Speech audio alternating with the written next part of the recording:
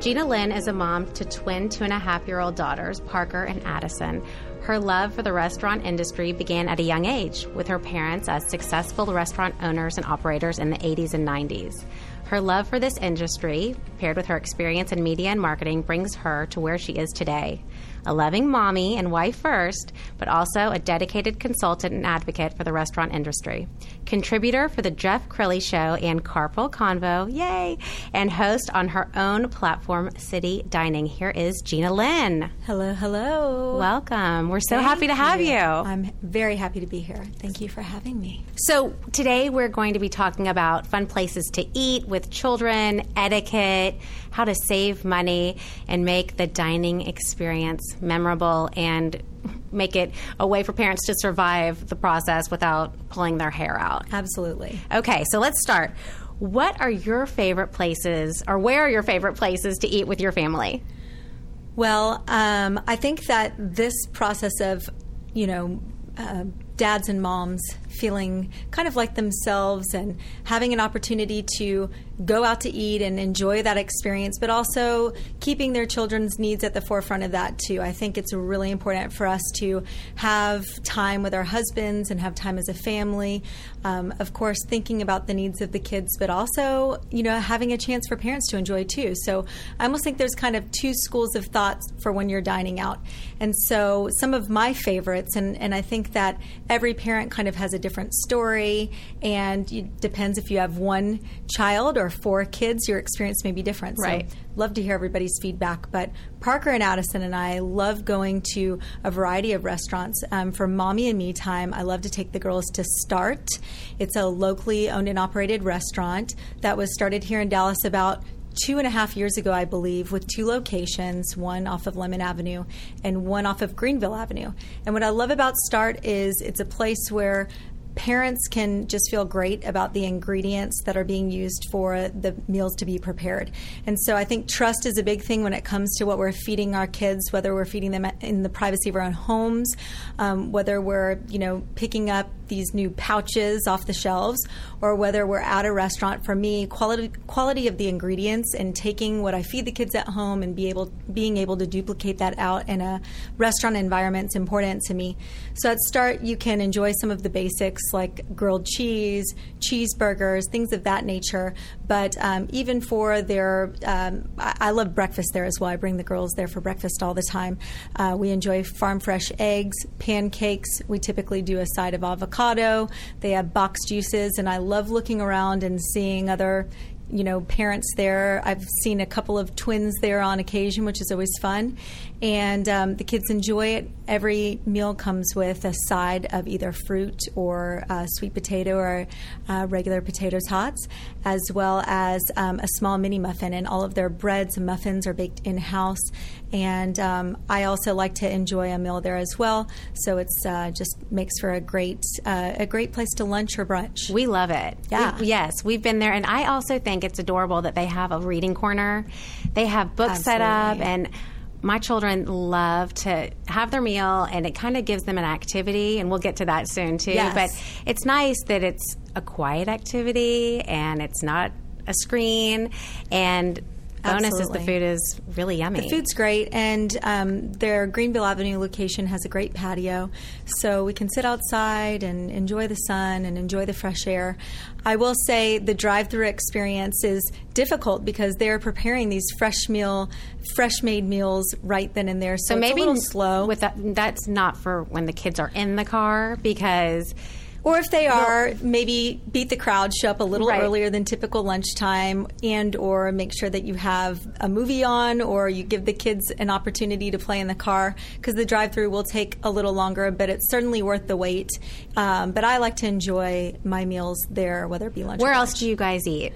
So Friday nights, I don't know about, everybody across the city, but at least in the Lakewood area, you're going to find a lot of couples and kids at Mariano's off of Abrams and Skillman. And what I love about Mariano's is that you are surrounded by couples just like you, moms and dads with, 1 to 4 kids and groups of families. They're always welcoming, and it's a great place for the adults to enjoy a fantastic fantastic fresh-made, handcrafted margarita, one or none if they're driving their children, of course. But it's a great place for adults to unwind as well.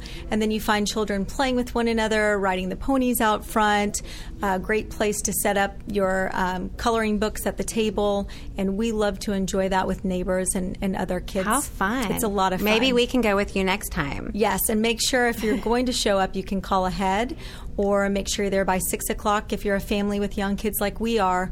If you get there past 6:30, you're going to have a long wait, but the service is great, and they do a great job at accommodating large tables as well. Good to know. Okay, any places where families can go and eat good food and save some money at the same time? And typically, you'll say, oh, this place, offers this night free, or kids eat discounted on this night. But what are some places that offer discounted services with really good food? One selection that I like for the kids is East Hampton Sandwich Company. There are multiple locations across DFW, and I called Ozzy, the manager at the Snyder Plaza location. He let me know that the Plano location at the Shops of Legacy offers free kids meals from 4 p.m. until close, 7 days a week. Wow. It's a great variety from their sandwiches, turkey sandwiches, ham sandwiches, and the catch with East Hampton is that they don't use any deli meats. They actually carve their own fresh meats. They literally get pounds upon pounds of fresh meat daily that they slice there in-house and serve, so your kids can enjoy the quality ingredients that you like to enjoy. But there's also some fantastic sandwiches for the adults, lobster rolls, and things of that nature, so you can splurge a little for yourself because the kids are eating free, and it's a really wonderful environment with also a soda and or a milk or water or juice, as well as another side comes with the kids' meal. So it's a great deal. Wow, great suggestion. Okay. How do you suggest, as parents, we engage with our children during the meal? In a world of fast-paced moving, school, extracurricular activities, how do you think parents should ask kids questions during the meal and engage conversation?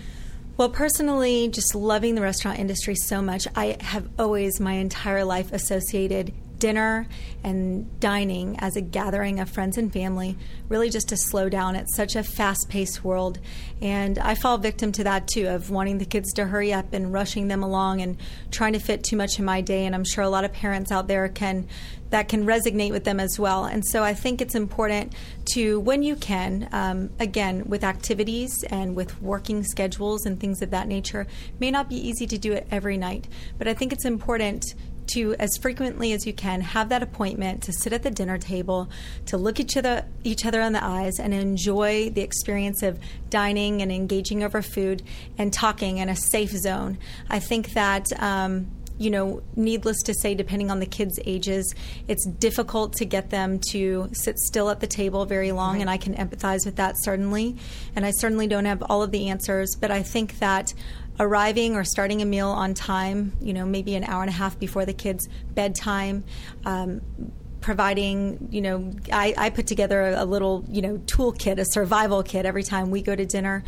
It could be crayons, markers, a pen and pad. But I also think the most important thing is engaging the children in the experience. So by nature, children like to help. It's what innately what they want to do. So even helping prepare the meal. So if you're out to eat, if you're having fajitas, allowing them the opportunity to help you create the fajita and let them try and taste new flavors, point out the different ingredients that you're using. Or in the mornings, for instance, I always have Addison and Parker up on the island with me, helping me make the pancakes, talking about the ingredients. So I think engaging the children and just making it a safe zone where you slow down and really just pay attention to one another, and using technology or other tools as kind of a last resort, which I do regularly, of course, but I try to start with that centered time in the beginning. That makes sense. I was speaking with someone before we started taping, and their family, they bring Travel Scrabble. It's in the car, always. And they also bring a deck of cards. And they encourage that they actually play different types of card games. So they're working on math skills, but they're playing as a family. And they are a no electronics family at the table. And that's where I was going with the next question. What do you do if you've got the meltdown situation, and or you have the child that has to see that YouTube video or play Minecraft right now, and the parent at the table over is looking at you with those eyes, staring at you, thinking, have you lost your mind? You are at dinner with your family, and your child is 100% focused on their phone. Now, I'm not into having an entire family go to dinner and everyone be texting, because I think that that's just does not serve anyone well. But there are times, like you said, that you really don't have a choice. Technology at the table, I think, is an ongoing debate, or you can have a spirited conversation about it. First and foremost, every family is different. Every family situation is different. And I think we all need to be empathetic for that. And by nature, we're going to have good days and we're going to have bad days. We do as adults. Certainly our kids will as children. So again, I think that not rushing the meal, starting the meal on time is always very important. But in addition to that, I think saving the technology for the end of the dinner is super important, and trying to engage them for as long as possible up front in a family conversation, family dinner, learning. Like you said, you're bringing the markers, but maybe you're working on spelling their name. You're working on something new that they learned at school that day. They're opening up maybe about being bullied at school. They're going to talk to you about the things that they may not otherwise, because you're in that safe zone. So pertaining to the technology specifically, I think you save it for the end of the dinner. And honestly, for the people that are staring at you from the other side of the table, I think, or from another table, I think, again, empathy goes a really long way, and we're all just kind of trying to survive as parents. So right. I think that so long at the end of the day, we all have the best intentions for our children. An iPad here or there during a meal is not a big deal at the end of the day, but certainly CNN just released some new guidelines for technology for children all the way to their teenage years. So that's something to be referenced, and certainly having the iPad on all day or during the whole dinner may not be ideal, but sometimes you have to do what you have to do. Right. You got to get through it. Mm-hmm. Okay, manners and etiquette. And as with our family, whenever the server greets us, we always ask them for their name. And I'll say to my kids, Hudson, Parker, Annabelle's a little too little, but, hello, so-and-so, how are you today? And it's really amazing to see the expression on the server's face. It's like, no one has even recognized me before. And it's shocking, because I would think that most families would lead by example and treat whoever is in the restaurant helping you enjoy this moment where you don't have to do dishes with respect. Absolutely. That raises a great point. I've read so many articles on different dining sites about 10 things you may be doing that's driving your waiter crazy and you have no idea. So a great tip, obviously, first and foremost, is a great way to show appreciation. But of course, being parents, we're all on a budget. And so generosity for your servers, fantastic, of course. But in addition to that, you had made a great recommendation about taking those crayons and markers that are either provided by the restaurant or you're bringing, and making a thank you note that, right. Hey, my kids do that. They do. They take the paper placemat that's given to them, and they will make a card or a thank you note for the server. We now know that person's name, and hand it to them before the meal. And it's, again, they just look at us like we are aliens. Well, hey, that's good. Right. Aliens are good in this situation. Yeah, I think appreciation. I think, obviously it comes with the territory when you're dining with children that things are going to end up under the table and that you may spill a cup or two. I think that embracing family-friendly restaurants and kind of spreading the word about places that made you feel really welcome is important. And I also think certainly great manners.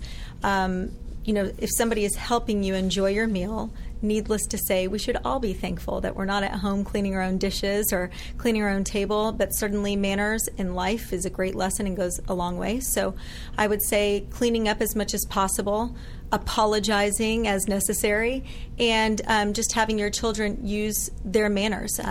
No thank you, yes please, goes a long way with anybody. And back to the meltdown, if you have a child that's having a meltdown, jumping on the seat, driving other people crazy, what do you suggest we do? Well, I think discipline and allowing your children to understand the right and wrong ways to act when they're in public is very important. So certainly at home, we may get up from the table after we ask for permission and run around like crazy people. But at the end of the day, not everybody in the restaurant situation is a parent dining with children.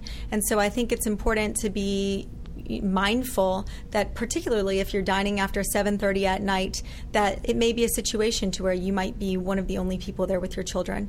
So certainly if somebody's having a complete and total meltdown, it's past their bedtime, I'd say pack it up and get home. Right, get out of there. Get out of there. Other options will be quietly pulling them aside and explaining to them, we don't act this way when we're to dinner, and explaining if, maybe they'll go to timeout when they get home. Whatever your process is, exercise discipline in those situations.